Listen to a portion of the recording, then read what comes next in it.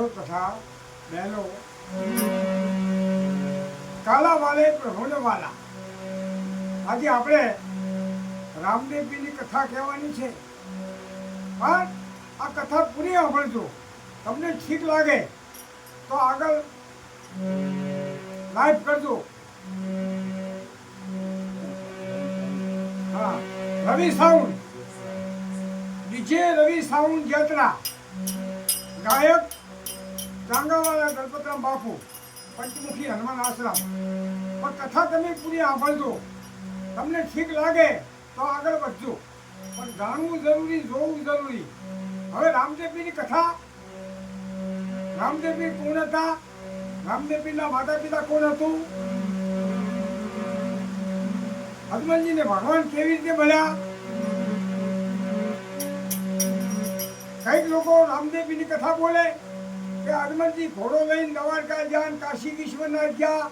ના, તો 100 મહિનાનું તપ નાખે તો ત્યાં સુધી ઘોડો શું ખાય? પાણી જોવે, ઘાસ જોવે. પણ એમ નથી. આ કથા જૂનો ઇતિહાસ. હવે જૂનો ઇતિહાસ આપણે શું કહે?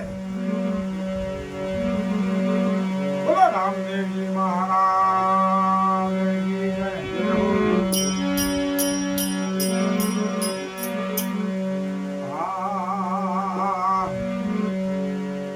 સરસ્વતી માતા સુર દીજીએ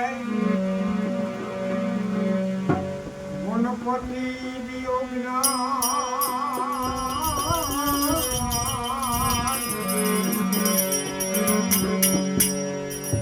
બજરંગી મહાબલ દીજીએ સદગુરુ દિયો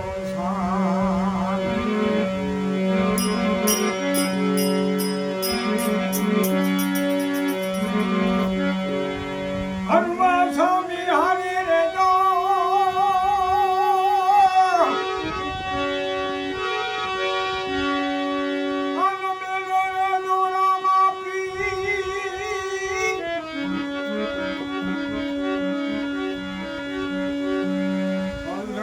અલમલ તના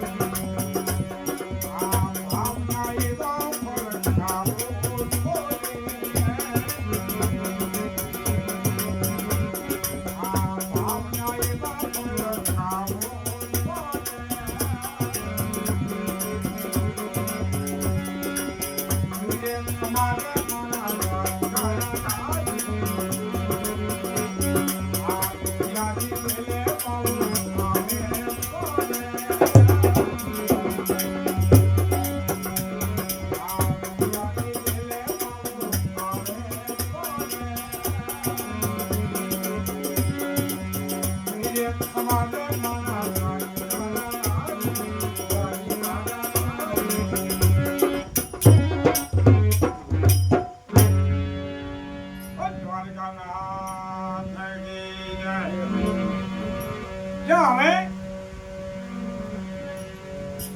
આ વાળી મારા રામની અદબ રંગીલા ફૂલ, કોઈ ફૂલ હવા લાખના, કોઈ કોડીના મૂળ. સંસાર રૂપી આ પરમાત્માની વાણી છે, અને ફૂલ રૂપી આ જીવ જંતુ પશુ પક્ષી છે ને એ બધે ફૂલ રૂપી છે. કોઈ ખાઈ ગયા, કોઈ ખવડાવી ગયા, કોઈ ભક્તિ કરી ગયા, કોઈ ધાપ ધાપ કિરે ફરાટ, કોઈ પૂન કરી ગયા, અને એમની કાયા હોમી અને એમના નિશાન મુકતા ગયા. તો આજે મારવાડમાં હનુમાનજી રાજા ઉડુ કાશ્મીરમાં રાજ કરતા હતા. વિદ્યા હનુમાનજી, દાદા, રણસી, ગલજી, ભૂતજી, માનજી, તખતજી, સુરજી ઘણી બધી ભેટીઓ થઈ ગઈ. પણ હનુમાનજીની ભેટીમાં કાંઈક એવું નવું બન્યું. કર્મના અંતરાય કરી એમને દીકરીઓ લાસુ લક્ષ્મીને સુગડા. પણ સંતો એમ કે, શાસ્ત્ર એમ કે દીકરી તો પારકા ઘરની થાપણ કહેવાય. હનુમાનજી રાજાને ધનનું સુખ, પ્રજાનું સુખ, પણ એક જ દુઃખ કે જેના આંગણે સવાશેર માટી નહીં. હનુમાનજી રાજા સવાશેર માટી માટે થઈ દ્વારકા જાય, કાશી વિશ્વનાથ જાય, તુલસીના પાન ચડાવે, ગંગા યમુના કોપા ચડાવે. પણ ભગવાન કઈ સપનામાં એ કહેતા નથી કે હનુમાનજી તારું ભલું થાય કે મોડું થાય. કારણ કે પરમાત્માએ કહ્યું છે કે ભૂખે મારું ભાઈ પાડું, શરીરની પાડું ખાલ, એમ કરતા મારું નામ ના છોડે પછી કરી નાખું જ્ઞાન. ભક્તિ કઈ સોલી નથી. ભક્તિ કરો તો સંકટ આવે, પણ સંકટમાં જો પાછા પડીએ ને તો એનું નામ ભક્તિ ના કહેવાય. કારણ કે મોટા મોટા સંતો થઈ ગયા, એમને કેટલી જાતની સંકટો હોય, એ સંકટ વહેતી વહેતી અને એમને ભક્તિ કરી. તો હનુમાનજી રાજા 6 વખત દ્વારકા ગયા, કાશી વિશ્વનાથ ગયા. પણ ભગવાન કઈ સપનામાં ના કીધું કે હનુમાનજી તારું ભલું થાય, મોડું થાય.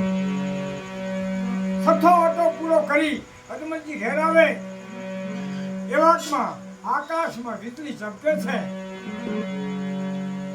ધોધમાર વરસાદ પડ્યો છે. ખેડૂતો નાચતા ગાતા ખેતરમાં ખેતી કરવા નીકળ્યા છે. એક બાજુ રાયકાઓ દીકરાની વહુના આણા તેડવા જાય છે. એક બાજુ સવારના પોરમાં કોટવાલની બાઈ ભંગિયાણ સામેની સુથિયાનો વેપાર કરવા જાય છે. અને હનુમાનજી રાજા પ્રધાન જંગલમાં શેર કરવા નીકળ્યા. ખેડૂતો કેવા લાગે, રાયકાઓ કેવા લાગે, અને એ ભાઈ સગન શું કીધું મગન? આમ જોવો કે શું છે, સામેથી હનુમાનજી રાજા આવે છે, એ શું વાંધો છે? પણ સાંભળો, હનુમાનજી રાજા પેટના વાંચ્યા છે. જો એમનો શુકલ લઈને આપણે ખેતી કરવા જઈએ ને તો આપણું ખેતર વાંચ્યું રહે. આવતી સાલ દુષ્કાળ પડે. હમણાં ફરી જાઓ, ખેડૂતો હમણાં ફરી ગયા, રાયકાઓ હમણાં ફરી ગયા, કોતવાલની બાઈ પણ હવળી ફરી ગઈ. હનુમાનજી રાજા એકદમ જતા હતા. મનમાં વિચાર આવ્યો, આ લોકો એકદમ જતા હતા ને હમણાં કેમ ફરી ગયા? પૂછવા તો દે. હવે હનુમાનજી એમને કેવું પૂછે અને ખેડૂતો એમને કેવો જવાબ આપે?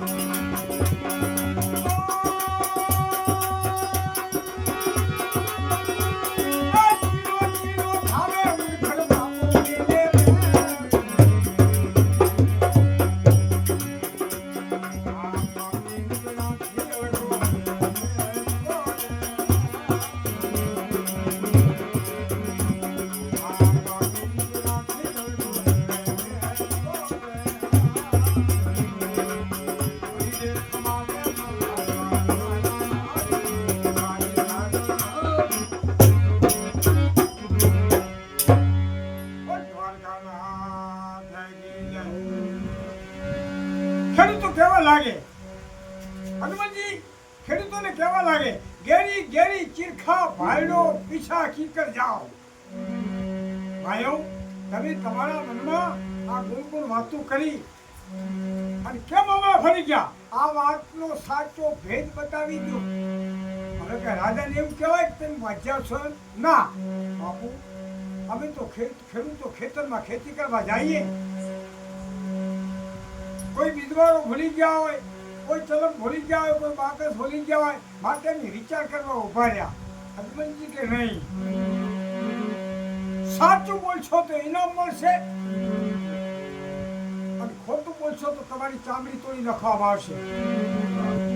બાપુ, ગામના લોક છે ઠાકર હનુમાનજી વાંજ્યારો કીજીઓ. ગામના લોકો તમને વાંચ્યો કે છે? તમારા શુકન કોઈ લેતું નથી. આજ તમારા શુકન લઈને જો અમે ખેતરમાં ખેતી કરવા જઈએ ને તો બાપુ અમારું ખેતર વાંચ્યું ને આવતી સાલ દુષ્કાળ પડે. ગામના લોકો તમને વાંચ્યો કે છે? તમારા શુકન કોઈ લેતું નથી તો બાપુ આજ તમારા શુકન લઈને અમે ખેતરમાં કેમ જઈએ? માટે અમે ઓલા ફરી ગયા છે. હનુમાનજીને ધરતીમાં સમાયેલું થઈ ગયું. ભલે ભગવાન, હવે તો ગામના લોકો પણ મને મેણું બોલવા મળ્યા. રાકાઓ ચાલી ગયા, ખેડૂતો ચાલી ગયા, કોતવાલી ભાઈ ભાંગ્યા, સાવેણી સુથિયાનો ભારો ઉપાડીને ઊભી છે અવળી ફરી. હનુમાનજી રાજા પૂછવા લાગે, ભાઈ તું કેમ અવળી ફરી ઊભી છે? બાપુ, હું સાચું કહીશ. કેમ કે હું સાવેણી સુથિયાનો વેપાર કરવા જાઉં છું ને. આ ભામા મળ્યા ને એટલે મારો સાવેણી સુથિયાનો વેપાર ના થાય માટે હું અવળી ફરી ગઈ છું. હનુમાનજી રાજા કે, ભાઈ હું અભાગ્યો તને હામા મળ્યો. આજ મારા સુકનથી તારો માલ નહીં વેચાય તો તારા બચ્ચાને શું ખવડાવીશ? ચાલ મારે તે દરબારમાં. હનુમાનજી રાજા કોતવાલની બાઈને દરબારમાં લઈ ગયા અને ચોખાની ગાંઠડી બંધાવી આપી. જરૂર પડે તો લઈ જજે. પેલી બાઈ ગાંઠડી ઉપાડી ઘેર આવે, પોતાનો ઘરવાળો પૂછવા લાગે, આપણે આ સાવેરી સુથિયા મારતો તું પાછો લાવી, પણ આ ચોખા ક્યાંથી ઉપાડી આવી? કેમ? હનુમાનજી બાપુએ આપ્યા. અરે ગાંડી, આપણાથી વાંચન ધન ના ખવાય. જો વાંચન ધન ખાવામાં આવે તો 71 પડ્યા નરક ભોગવવા પડે. ના પાછો આપ્યા. પણ હા, આપણા ઘરમાં જુવાન પડી છે, હનુમાનજી બાપુના ચોખા છે ને એ બે ભેળવીના આંગણા વચ્ચે નાખ, પારેવડા ખાશે તો આપણે ખાઈશું.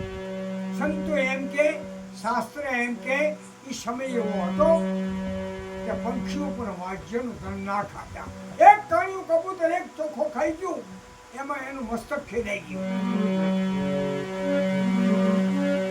ચોખા ઉપાડી પેલી બાઈ જાય, બાપુ તમારા ચોખા પાસે લઈ લો. કા ભાઈ, તમારું ધન તો પંખીઓ ખાતા નથી, અમારા મનુષ્ય કેમ ખવાય? હનુમાનજી રાજાને બહુ વેદના થઈ, હૃદયમાં બહુ દુઃખ થવા મળ્યું, સુખ દુઃખ પડ્યું. પણ પોતાનું જાણે અજો ભણે આત્મ રામ, ભીતર દુઃખ તો કોણ પાડે? હનુમાનજીને બહુ વેદના થવા મળી. હનુમાનજી કોટડીમાં બેઠા છે, આંખમાં આંસુની ધારા ચાલે છે, હૃદયમાં વેદના ચાલુ છે. એવાકમાં માતા મેલડી આવે. હનુમાનજીનો ઉદાસ ચહેરો જોઈ અને માતાજી હનુમાનજીને કેવું પૂછે અને હનુમાનજી કેવો જવાબ આપે.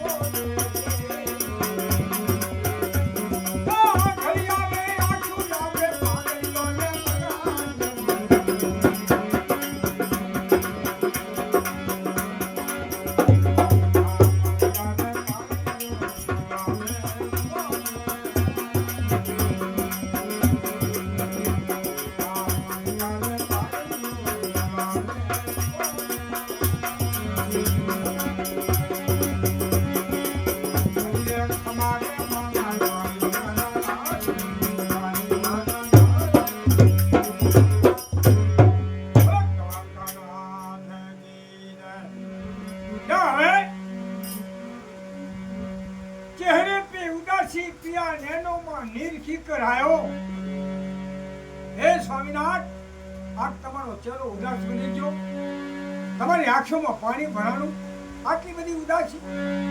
મેનાજી કીધાની વાત નથી. ગામના લોકો મુજે મોસા બોલે, ગામના લોકો મને મેણું બોલે છે અને વાજ્યો કરી જીતાડે છે. મારું અનાજ પાણી કોઈ લેતું નથી, મારા સુગંધ કોઈ લેતું નથી. કે મીરાદે મને આ વાતનું દુઃખ લાગ્યું. મીરાદે કે કેમ તમે 6 વખત દ્વારકા ગયા, કાશી વિશ્વનાથ ગયા, ભગવાને તમારું કાંઈ ન સાંભળ્યું?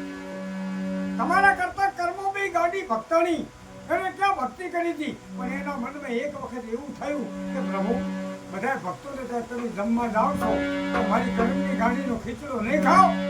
તો પરમાત્મા બિલાડો બની કર્મ બહેનો ખીચડો ખાવા આવ્યા હતા. તો તમે તો 6 વખત દ્વારકા ગયા તો ભગવાને તમારું કાંઈ ન સાંભળ્યું? તો તમારા કરતા કર્મબેની ભક્તિ સાચી નહીં. આટલું કહેતા અદમનજીને એકદમ ધાસકો લાગ્યો. આ મનુષ્ય જીવન છે ને એક દી માટીમાં માટી મળી જશે, આનું કાંઈ થશે નહીં. પણ લાવ છેલ્લી વખત જાઉં, જો ભગવાન મળશે તો પાછો આવીશ, નકા દેહને ત્યાં પાડી